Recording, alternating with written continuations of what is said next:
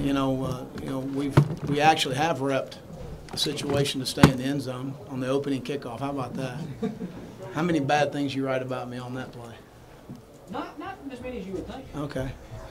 But and then really because of ball security, went with Debo in the punt return. It's the first time he's done it. We'll get it straight now. We have a naked called early in the game. We got a lineman. It's one of our base calls, a base one-word term, and he's downfield 8 yards. It's his first start. So there was a lot of firsts for our football team, but you want to talk about some guts and laying it on your body on the barbed wire and making plays when you had to make plays and making catches and doing the things that good teams do, on the road and against a very good defensive football team.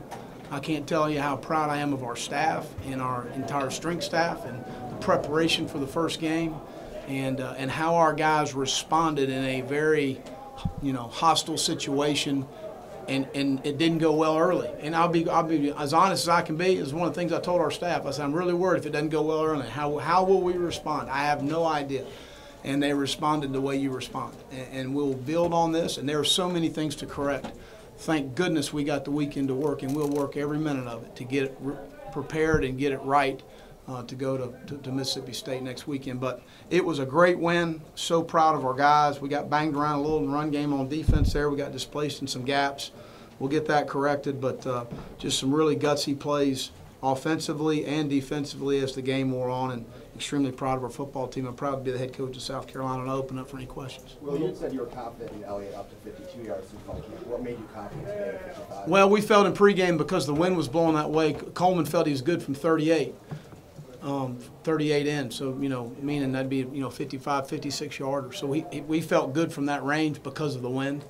We did not feel as good going the other way. And always in pregame we go through and talk in terms of where does he feel good and kicking into the scoreboard because it's an open air. There was a more wind there, and he felt good to about 32, 33.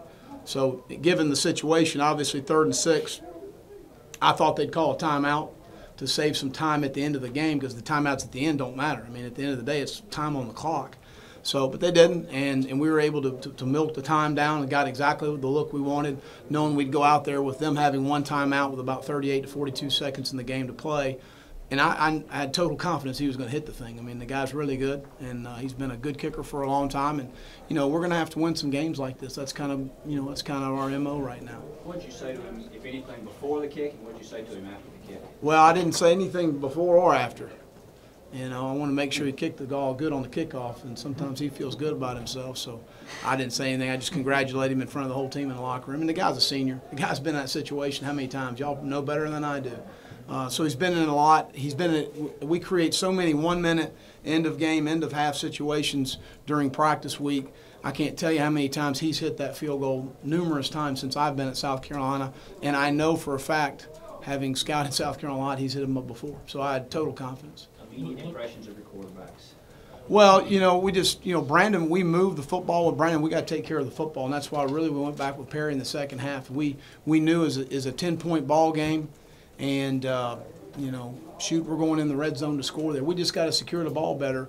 We did not make our quarterbacks live in fall camp for the simple reason that's a very tough decision to make in fall camp. I don't think it's always the right one.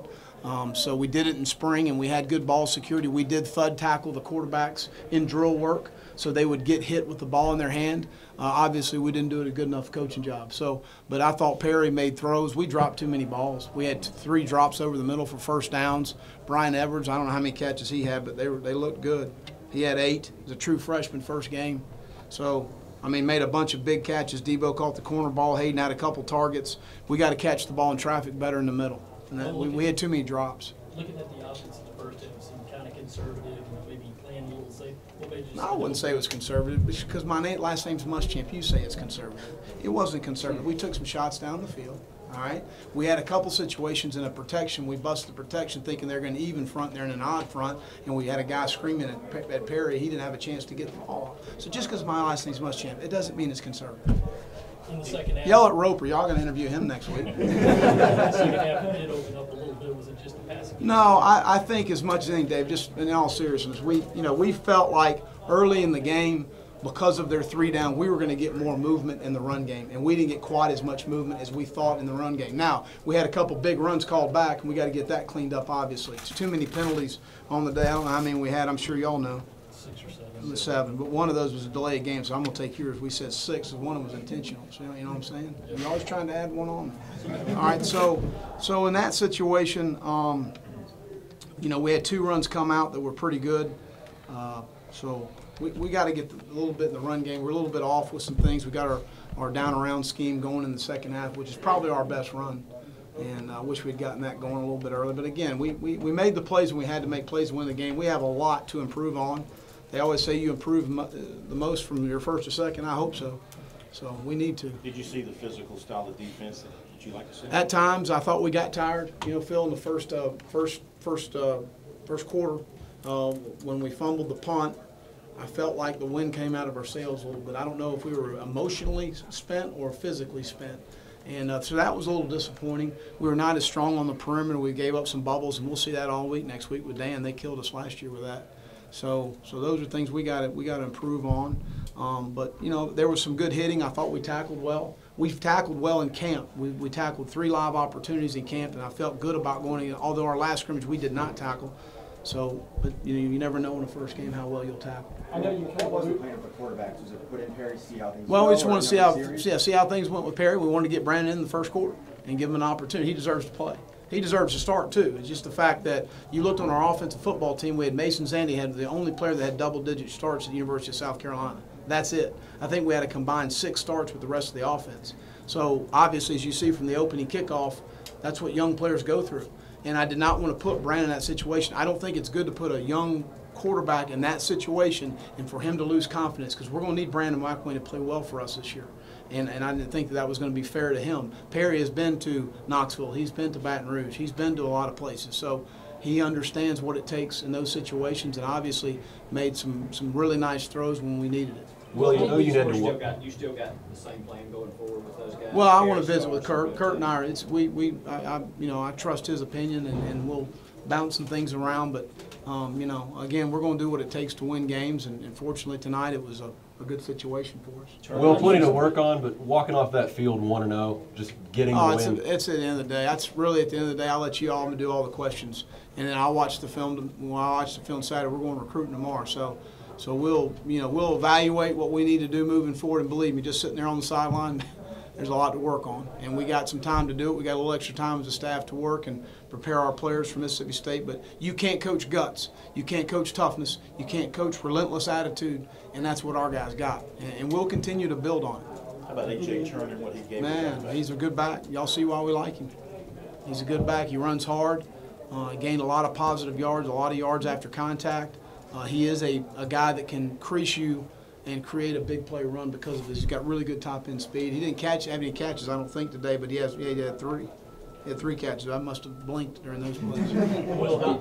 He has good hands. How pleased are you? He had the wheel route. My bad. How pleased are you with your defense? It seemed like they were really keen on Webb and staying in their gaps. Well, I don't know about that. We got bounced around there in the second half. This Blasting game guy came in, number 23, and they hit the speed sweep power probably 3 times. We didn't bump and adjust it right. We got it straightened out. Just, you know, again, we got a lot to build on. There's a good, you know, the stuff we did, the intangibles, you can't coach that. You either have it or you can build it, you can instill it, but it's hard if, you know, if kids don't battle and they do. And ankle, and we're still evaluating it. Blake Camper, I thought he played really well. We didn't give up any sacks, I don't think. I think, you know, Derek throws a lot of odd and even, a lot of double-edge pressure, a lot of issues, 4 and 4 strong, 4 weak, and for the most part, I thought we protected it pretty well. Did you feel like some of the early issues were kind of opening game jitters guys had to sort of work through? What's that? Some of the early issues were they opening game jitters or? I mean, I guess. I mean, we've practiced that situation. I've never seen him almost take a knee in the end zone. You know, I mean, I don't know. I mean, those are just things. I mean, we had an offensive lineman on a base play installation day 1, 8 yards downfield on a pass. He's never done it before. So, I mean, that's just when you coach. You got kids. Well, when you have them, you'll understand. I mean, I know a bunch of perfect dads out there watching the game tonight can't believe why the young man would make a mistake. Well, you know what? If you have kids, you'll understand. Coaches always remember their first win at a school. How are you going to remember this? Well, and I apologize. The first thing I should have said was the support from our fans. We outnumbered this crowd here tonight, and there was garnet and black everywhere, and they were there the whole game. They supported us. They made a difference for us in the second half. And I should have said it to start the press conference. I told our team in there about it. I said it on ESPN, and that was an impressive showing on a Thursday night. I think it was the most tickets we've sold to come up here to Vanderbilt regardless of the day, but it shows the passionate fan base that we have and the loyal fan base that we have, and it's awesome. Absolutely awesome. Well, games are won and lost in the SEC in the fourth quarter. Can you just talk about how your team prevailed in the fourth? Right. Well, again, you never know how they're going to respond and react in those situations, and I was very pleased with the way we responded. We made plays we had to make. Number 89 made a bunch of plays he had to make.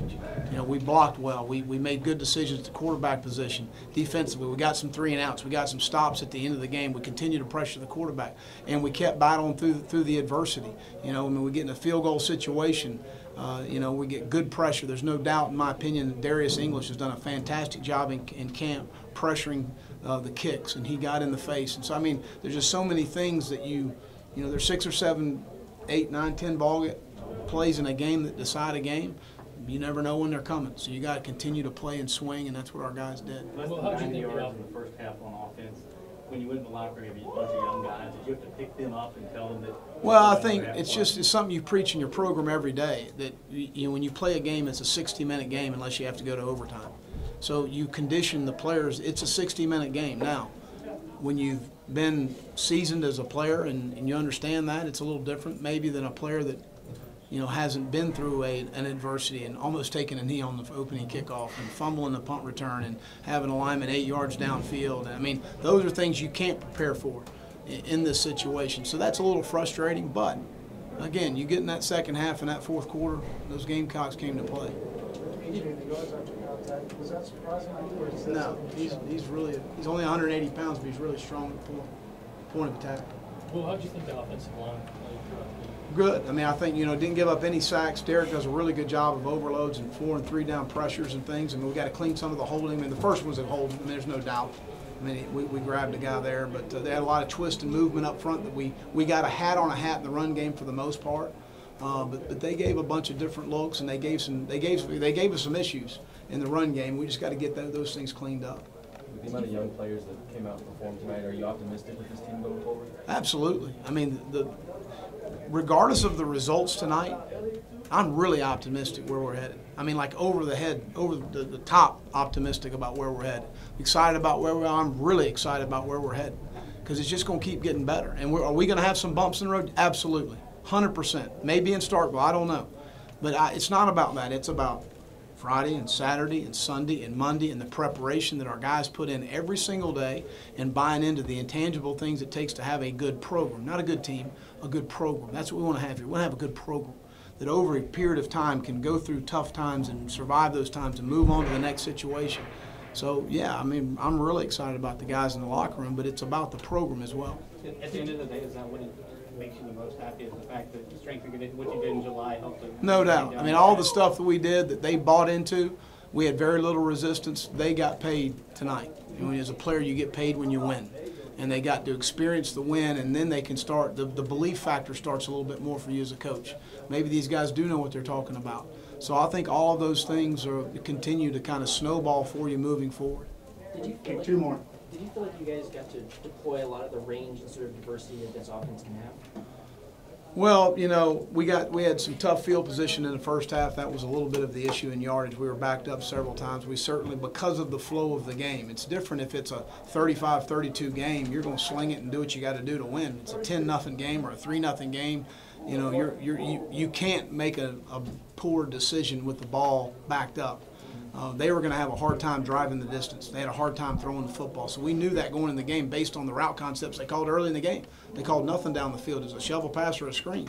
So, I mean, it doesn't take Einstein to figure it out that they're going to run the football, and they were going to have a hard time being able to create the explosive plays down the field. With the offense struggling in the first half. Outstanding. Just handled the situation, but he's been there before, you know. And we got to catch the ball better.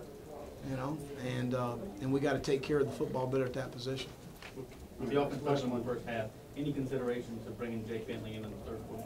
No. He certainly is available and certainly will be ready. He's prepared himself to play in every game, and that's where we're all right now.